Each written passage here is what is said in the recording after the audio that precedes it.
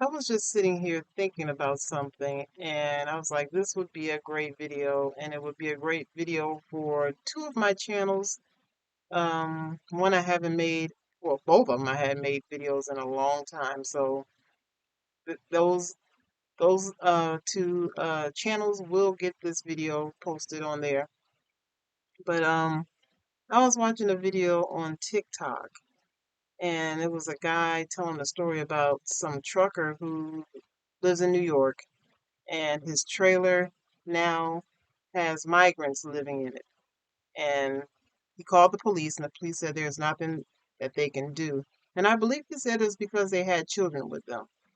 It's like, I don't care who they got with them, but that's don't even worry about my opinion, my thoughts on those people in that trailer because you know, don't worry about my thoughts on that. But I was also thinking about squatters.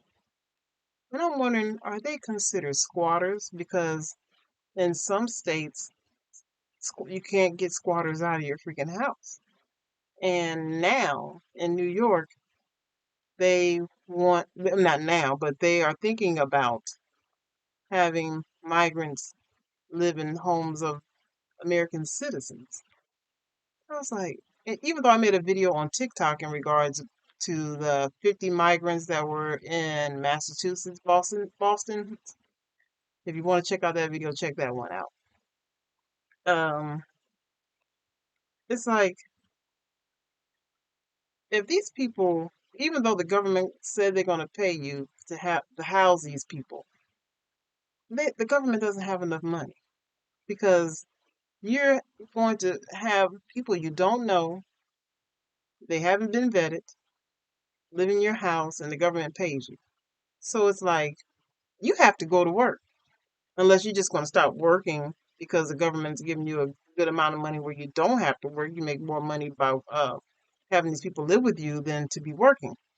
But the day you have to leave out of your house, like to the grocery store, unless you're going to have your groceries delivered to you. Um, some people probably still go physically pay their bills or just go visit someone. And then you come back home and you can't get in because they changed the locks.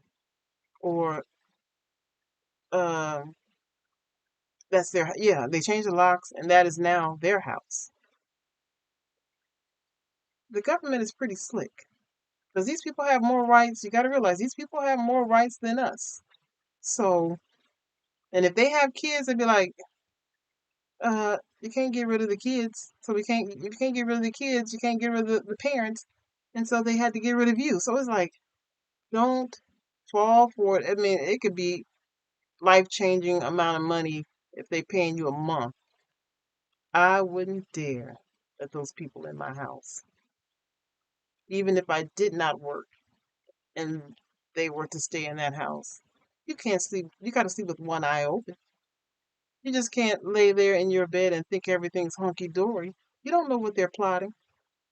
Next thing you know, you're no longer breathing. So it's like it's just too many things that can happen in this scenarios of scenarios. So no, they're gonna have you locked out of your house because it's now theirs, or you won't be breathing. So you take your pick. Is the money worth it? I mean, I can see, ooh, I'm getting money from the government and I'm also working.